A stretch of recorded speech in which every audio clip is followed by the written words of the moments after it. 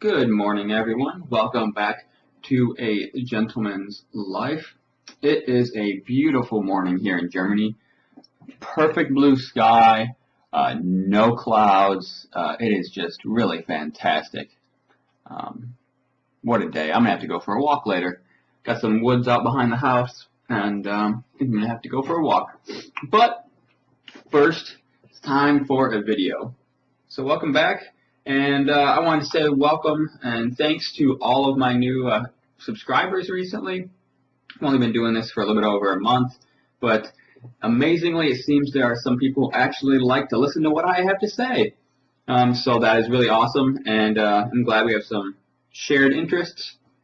Hopefully you continue to find the channel interesting.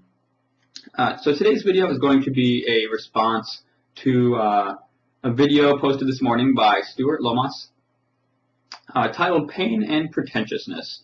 And I just had a few thoughts I thought that I wanted to kind of share from this one. And first, you started with pain and how a lot of people tend to identify with that as like the main thing in their life. And I thought that was interesting, and I think that's probably, as you mentioned, pretty common.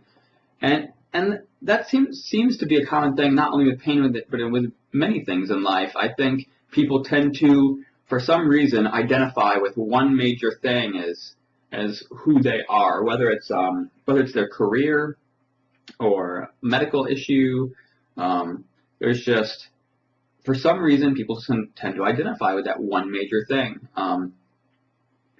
I know people who have identified with their career to the point where when they retire, they just don't know what to do with themselves, and they don't know. It's like they don't know who they are anymore, and that can lead to things like alcoholism or drugs or overeating and gaining a lot of weight. But it's because they identify with that career so much that when they stop working, they don't have their identity anymore. And it can be the same way, I think, with a medical problem, and I don't know that it necessarily makes it worse or perpetuates the continuation of the problem, because that might happen anyways. But I have a feeling it can't really help, and it also probably makes it harder to deal with living through the problem when that problem is your identity. So I just thought that was an interesting topic, and that was kind of what I thought about it. But moving on to what I think is the not necessarily more interesting topic, to me at least, is the pretentiousness of people. And you see it in the walk community, and as you mentioned, you see it with your wine drinkers, and you see it in any community really. People who think they know better than everyone else within whatever the community is, and that the way that they think and the people like them think is the only way to think. And you see it on forums all the time. I belong to three or four, maybe 5 watch forums, and I post on one really quite regularly, and the other one's more sporadically. But yeah, you see that all the time. People are pretentious, and you don't have a Rolex yet, your collection is dog shit, or whatever it happens to be. And I mean, they're just wrong, but they don't know that they're wrong. And so I just kind of tend to ignore them, more or less. Also, within a lot of forums, there's plenty of sub-forums, and I just tend to frequent ones where that doesn't happen as often. You'd be surprised, on one forum I belong to, there's Rolex sub-forums, and you don't actually see as much hating on people who don't own Rolexes as one might expect. Granted, I own a tutor, so I guess I kind of fit in already, but most of my collection is not like that. Not yet, anyways. And even once it is like that, that doesn't mean my collection is the only and correct way to go. It's what works for me, but that doesn't mean it's right for everyone else. But on the Rolex forum, I don't see a lot of that. But if you go into other forums, whether it's a public general forum or something else, sometimes you'll see that sort of thing. And I've had a few comments before, I suppose, on Steinhardt's in certain forums, which I tend to avoid those sub forums now. But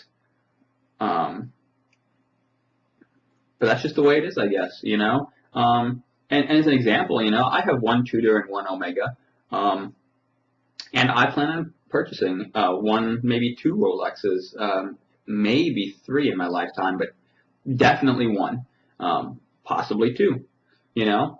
But that doesn't mean everything else is dog shit.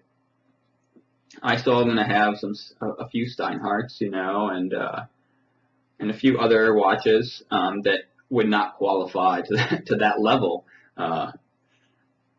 Probably many that won't qualify to that level. I still want my Omega Speedmaster, you know, and I think anyone who calls that dog shit doesn't know watches. I think the Speedmaster is a fantastic and historical piece, and it's also just a beautiful design. But I guess my point was that there are ways to go on the forums and avoid those people, and that's generally what I do. I'll go into subforums for brands I own and like, or I'll go into subforums of specific types of watches, or I'll go into subforums for affordable watches, because people there are all really friendly and just like watches, and some of them own Rolexes, along with many affordable watches, which would be shocking for some of these pretentious people to hear. And I'm starting to ramble now, so I'll finish up shortly. But I find it's worth going on the forums anyways. I like sharing my passion, but I just try to avoid the areas and places where the pretentious people are, and let them be pretentious and a little close-minded, and I get more enjoyment that way, which is fantastic. So I hope you enjoyed the video, Stuart. I'd be interested to hear your thoughts, and I hope everyone else enjoyed the video as well. My next one I think I'll be putting out is going to be a review of my DLC Steinhardt, and then I'll be having another bunch of videos coming out over the next couple months. I'll probably try to release, you know, 2-3 videos a week of ones I've planned out already, along with any responses I have to any other videos I watch. So that's kind of my plan going forward. And I hope all the new subscribers enjoy. And until next time.